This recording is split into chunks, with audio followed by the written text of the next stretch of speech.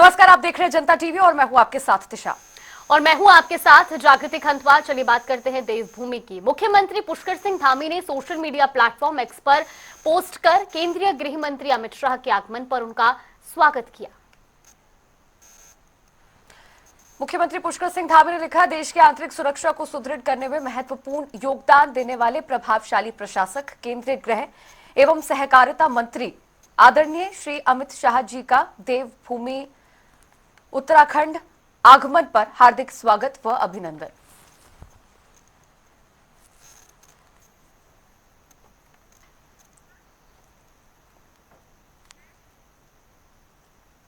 और चलिए रुक कर लेते हैं बड़ी खबर की ओर। देहरादून से बड़ी खबर, बड़ी जानकारी आपको बता दें। गृह मंत्री अमित शाह का 1 दिवसीय उत्तराखंड दौरा। मुख्यमंत्री पुष्कर सिंह धामी समेत कई मंत्री करेंगे उनका स्वागत। और साथ ही आपको बता दें, विधायक और पार्टी के पदाधिकारी भी इस दौरान मौजूद रहेंगे। बीएलएस अकादमी के 99 फाउंडेशन कोर्स को संबोधित करेंगे। तो साथ ही प्रशिक्षु आईएएस और आईपीएस अधिकारी भी इसमें शामिल होंगे। ये बड़ी खबर आपको बता रही। मुख्यमंत्री पुष्कर सिंह धामी ने खुद सोशल मीडिया पर पोस्ट कर इसकी जानकारी दी है। ये बड़ी खबर, बड़ी जानकारी आपको बता रहे हैं।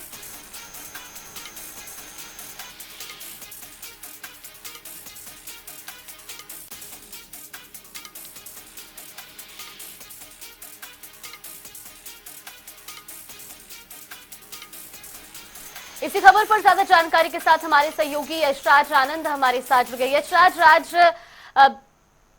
गृह मंत्री अमित शाह उत्तराखंड दौरे पर रहेंगे, इसको लेकर के क्या कुछ जानकारी फिलहाल?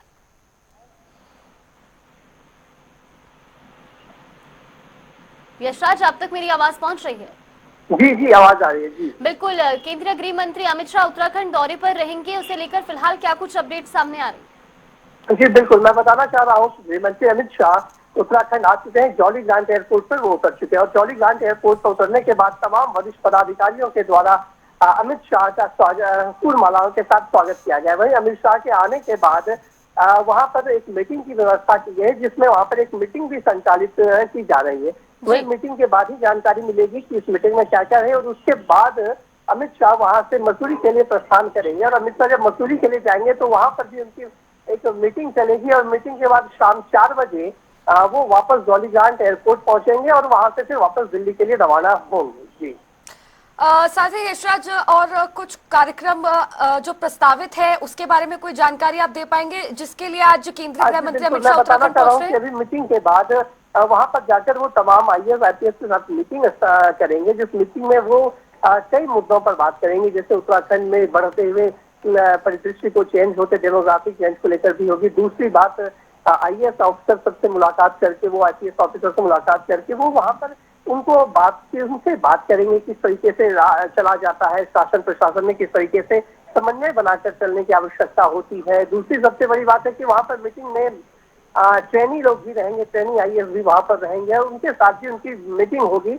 और साथ ही मीटिंग के बाद वहां से उनका वापसी जो होगा, तो वापसी में भी वो अपने अधिकारियों के साथ, तमाम जो वरिष्ठ अधिकारी उनके साथ रहेंगे, वहां पर भी वो बातचीत करते हुए ही जाएंगे कि किस तरीके से अब आगामी निकाय चुनाव को देखते हुए किस प्रकार से व्यवस्था की जानी चाहिए। जी चलिए, बिल्कुल, बहुत बहुत धन्यवाद यशराज आपका हमारे साथ जुड़ने के लिए और तमाम जानकारी हम तक पहुंचाने के लिए। केंद्रीय गृह मंत्री अमित शाह 1 दिवसीय उत्तराखंड दौरे पर हैं और इस बीच वो कई महत्वपूर्ण कार्यक्रमों में शामिल भी होंगे।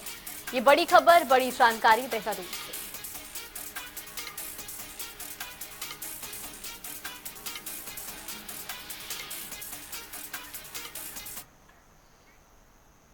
चलिए बुलेटिन में आगे बढ़ेंगे बड़ी जानकारी के साथ। इस वक्त की बड़ी खबर, मसूरी से बड़ी जानकारी सामने आ रही है। केंद्रीय गृह मंत्री अमित शाह का आज मसूरी दौरा। मसूरी में सुरक्षा के पुख्ता इंतजाम किए गए हैं केंद्रीय गृह मंत्री अमित शाह के आगमन को लेकर।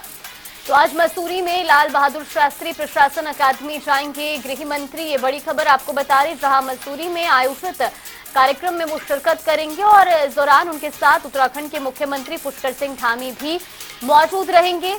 आपको ये भी बता दें कि मुख्य सचिव ने सभी विभागों को निर्देश दिए थे पुख्ता प्रबंधन के, और आज वो मसूरी दौरे पर हैं और वो मसूरी में एक महत्वपूर्ण कार्यक्रम में शामिल भी होंगे।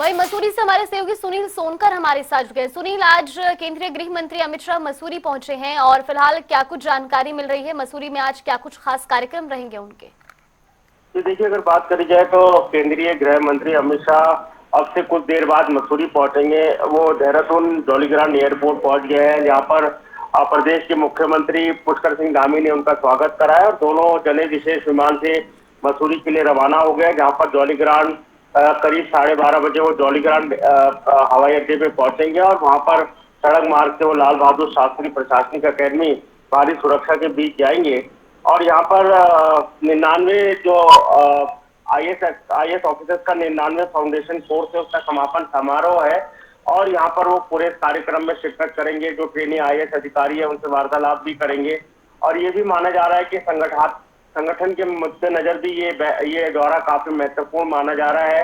जब अमित शाह वापस मसूरी से देहरादून लौटेंगे तो कुछ शीर्ष नेतृत्व से भी वो वार्ता कर सकते हैं कि आगामी नगर निकाय के और पंचायत के चुनाव है, उसको लेकर किस तरीके से रणनीति बनाई जा रही है, क्योंकि भाजपा लगातार छोटे छोटे चुनाव को भी बड़ी संवेदनशीलता से लेता है और इसी को लेकर कहीं न कहीं कई दिशा निर्देश यहाँ पर दिए जा सकते हैं। और अब से कुछ देर बाद वो लाल बहादुर शास्त्री प्रशासनिक अकेडमी पहुंचेंगे, जहाँ पर वो ट्रेनी IAS अधिकारियों को संबोधित करेंगे। जी बिल्कुल सुनील, इस कार्यक्रम के बाद जैसा कि आप बता रहे हैं कि नगर निकाय चुनाव के मद्देनजर भी बेहद महत्वपूर्ण है ये दौरा, बैठकें हो सकती है, तो इन बैठकों में कौन कौन शामिल होगा जिनके साथ मंथन करते हुए चुनावों के लिए नजर आएंगे गृह मंत्री अमित शाह?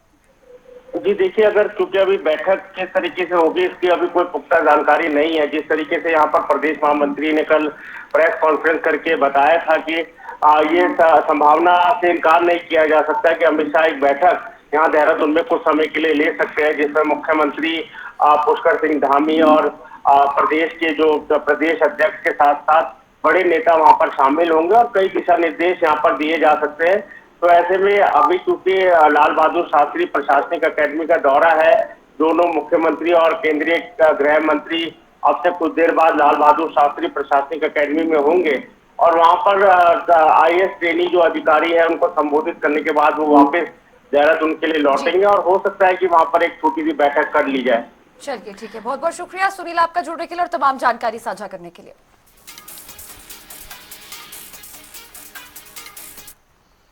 और चलिए खबरों में आगे बढ़ते। आवास और शहरी विकास मंत्री डॉक्टर प्रेमचंद अग्रवाल ने ब्राह्मणवाला में निर्माणाधीन आढ़त बाजार का निरीक्षण किया।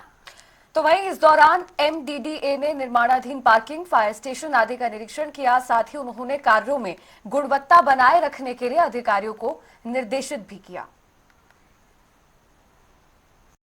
देखिए, आप जानते हैं जो हमारा आढ़त बाजार इस टाइम जहाँ पे संचालित है, वहाँ चूँकि आढ़त बाजार का मतलब है कि ट्रकों का आना, ट्रकों का जाना, वो माल का लोडिंग और वो एक ऐसा रास्ता अभी हमारे सामने है कि जिसमें अनेकों बार जाम लगता है।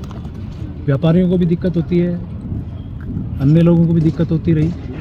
तो एक हमारे सामने एक विषय आया कि हम उसको वहाँ से शिफ्ट करें और मेरे विभाग MDD के द्वारा जिस जगह मैं खड़ा हूँ यहाँ शिफ्टिंग करने की बातचीत प्राइमरी स्टेज पे हुई, सारी बातचीत हुई।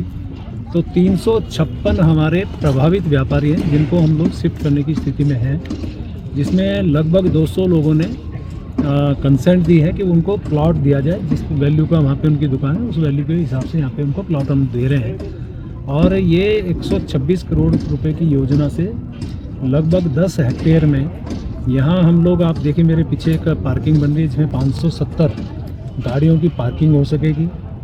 हमने दोनों साइड रास्ता बनाने का काम शुरू किया है। यहाँ एक ओवरहेड टैंक पानी का होना है, टॉयलेट्स बनने हैं जिसमें एक महिला के लिए पिंक टॉयलेट बनना है, एक पुल बनना है। कुल मिला के इसको हम बहुत तेज़ी से काम कर रहे हैं। लगभग मई 2025 तक इस काम की अवधि अभी हमारे सामने है, काम में गति भी है। और चलिए बुलेटिन में आगे बढ़ेंगे। आपको बता दें, प्रदेश में पंचायत के चुनाव कराने में सरकार ने प्रशासकों को नियुक्त कर दिया है, जिस पर कांग्रेस ने सरकार की कार्यप्रणाली पर सवाल खड़े किए हैं। और इसको लेकर कांग्रेस के पूर्व प्रदेश अध्यक्ष गणेश गोदियाल ने कहा कि सरकार को चाहिए था कि पंचायत जनप्रतिनिधियों की मांगों को लेकर जो कोविड काल में उन्हें दिक्कतें आई थी उसको देखते हुए नियम बनाकर उनका कार्य विस्तार से किया जाए, लेकिन सरकार ये फैसला लेने में पूरी तरह विफल रही है। प्रदेश सरकार ने कल शाम को आदेश जारी करके पंचायतों में प्रशासक नियुक्त कर दिए हैं। क्योंकि पंचायतों का कार्यकाल समाप्त हो रहा था, सरकार के पास 3 ऑप्शन थे। एक ऑप्शन ये था जिसकी मांग हमारे पंचायत प्रतिनिधि पिछले कुछ समय से करते आ रहे हैं, जिनमें उनकी ये मांग थी कि क्योंकि कोविड के दौरान 2 साल में उन्हें अपने कार्यकाल को गंवाना पड़ा, उनका कार्यकाल 2 साल कोविड के कारण इस प्रकार नहीं रहा कि वो लोगों की अपेक्षा पर खरा उतर सके और अपनी पंचायतों का वो जिस रूप में वहां काम करना चाहते थे, विकसित उन पंचायतों को करना चाहते थे, वो समय उन्हें नहीं मिला। उनकी अपील सरकार के पास पेंडिंग थी। तो एक तो ऑप्शन ये था सरकार का कि सरकार उन्हें 2 साल या 1 साल का कार्य विस्तार नियम बनाकर दे। अगर 2 साल और 1 साल नहीं देना था तो कम से कम सरकार ये तो कर ही सकती थी कि ये नियम बनाकर जो अगले 6 महीनों के लिए प्रशासक बिठाए गए हैं, उन प्रशासकों की जगह पर अगले 6 महीने इन्हीं को कार्य विस्तार दिया जाता है। उत्तराखंड के केदारनाथ विधानसभा में हुए उपचुनाव में भारतीय जनता पार्टी की प्रत्याशी आशा नौटियाल ने कांग्रेस प्रत्याशी मनोज रावत को 5000 वोटों से शिकस्त दी। इसी को लेकर उत्तराखंड कांग्रेस के प्रदेश अध्यक्ष करण माहरा ने कहा कि केदारनाथ में पार्टी ने पूरे दमखम से चुनाव लड़ा, लेकिन जीत नहीं पाए। इसके पीछे बड़ी वजह केदारनाथ विधानसभा उपचुनाव में निर्दलीय प्रत्याशी त्रिभुवन चौहान को 9000 से ज्यादा वोट मिले। ये वोट कांग्रेस के पक्ष वाले वोट थे। पहले तो मैं हार को स्वीकार कर रहा हूं कि हम सारे जतन करने के बाद भी इस चुनाव को नहीं जीत पाए। मुझे लगता है कि चाहे वो हमारी हरिद्वार हर की पैड़ी से केदारनाथ तक की केदारनाथ प्रतिष्ठा रक्षा यात्रा रही हो, चाहे अंकिता भंडारी को लेकर हमारा संघर्ष रहा हो, चाहे भर्ती घोटाले SSSC भर्ती घोटाला रहा हो, चाहे वो केदारनाथ में सोने की चोरी, माँ जी के गुफा का नाम बदलना हो, गर्भगृह के नियम तोड़ना हो, इन सभी विषयों को कांग्रेस ने बखूबी उठाया। लेकिन हम जनता का जो हमने भरोसा जीता था, जो हमने वोट बीजेपी के खिलाफ किया था, वो वोट बट गया। मनोज रावत जी अपने पिछले जो भी चुनाव लड़े हैं उससे लगभग 5000 वोट ज़्यादा लेके आए हैं। वो सभी नेताओं की मेहनत का परिणाम है और बीजेपी के खिलाफ पब्लिक में रोष था, इस बात का संकेत भी है। निर्दलीय प्रत्याशी भाई त्रिभुवन चौहान जी चुनाव लड़े और उनको 9000 से ज़्यादा वोट आया है। वो वोट भी वही था जो बीजेपी को नहीं जाना चाहिए था। अगर हमने त्रिभुवन भाई के वोटर्स को और अपने वोटर्स को मिला लिया होता, हम सक्षम रहते कि उनको कांग्रेस के पक्ष में ला सकें, तो ये चुनाव कांग्रेस के पक्ष में होता। और चलिए अब रुक करेंगे अगली खबर का। बता दें, उत्तराखंड के हरिद्वार में ग्राम पंचायतों का कार्यकाल आज से खत्म हो रहा है, जिसके बाद ग्राम पंचायतों में प्रशासक नियुक्त कर दिए जाएंगे। तो वहीं ग्राम पंचायतों में सहायक विकास अधिकारियों को ग्राम पंचायतों का प्रशासक बनाया जाएगा, जबकि क्षेत्र पंचायतों में 29 नवंबर से प्रशासक नियुक्ति की जाएगी। शासन ने इस संबंध में आदेश जारी किए हैं, जिसको लेकर अब राजनीति गर्मा गई है। कांग्रेस के प्रदेश अध्यक्ष करण माहरा ने कहा कि कांग्रेस पार्टी पहले से ही इस बात की अपेक्षा कर रही थी और हमें मालूम था कि बीजेपी यही करेगी। इसी को लेकर करण माहरा ने अब भारतीय जनता पार्टी पर पलटवार किया है। कांग्रेस आरोप प्रत्यारोप करती रहती है। कांग्रेस की कोई तैयारी है नहीं है। अभी कांग्रेस को ताजा झटका जो है केदारनाथ में लगा है, पूरे देश के अंदर कांग्रेस के क्या हाल हुए हैं ये कांग्रेसी भी जानते हैं, तो इसलिए कुछ ना कुछ बोलना है। हमारे प्रदेश अध्यक्ष जी ने अभी 3-4 दिन पहले ही इस पार्टी मुख्यालय में देहरादून में जो हमारे जिलाध्यक्ष हैं, जो हमारे विधायक गण हैं, जो हमारे जनप्रतिनिधि गण हैं, उनको बुलाया था। उन लोगों से चर्चा परिचर्चा हुई है कि नगर पंचायतों में, नगर पालिकाओं में, नगर निगमों में कौन कौन लोग संभावित प्रत्याशी हो सकते हैं, उन सब लोगों के नाम पर चर्चा हुई है और भारतीय जनता पार्टी ने अभी जिले में भी जो है सभी मुख्यालयों में जो अपने अपने क्षेत्र में पार्षद का चुनाव लड़ना चाहते हैं या नगर निगम में चुनाव लड़ना चाहते हैं, सभी लोगों से उनकी दावेदारी भी प्रस्तुत की है सब लोगों ने।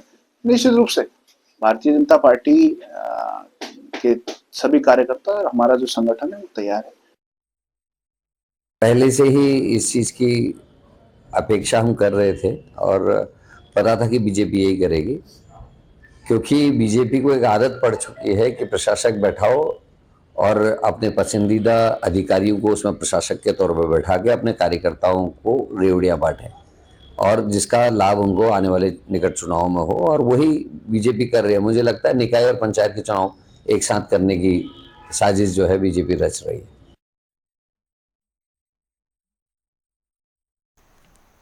तो वहीं नगर निगम छात्र संघ सहकारिता के चुनावों के बाद अब पंचायत चुनाव भी टाले जाने पर सरकार को निशाना साधते हुए पूर्व राज्य मंत्री और उत्तराखंड कांग्रेस के प्रदेश महामंत्री नवीन जोशी ने निशाना साधा है।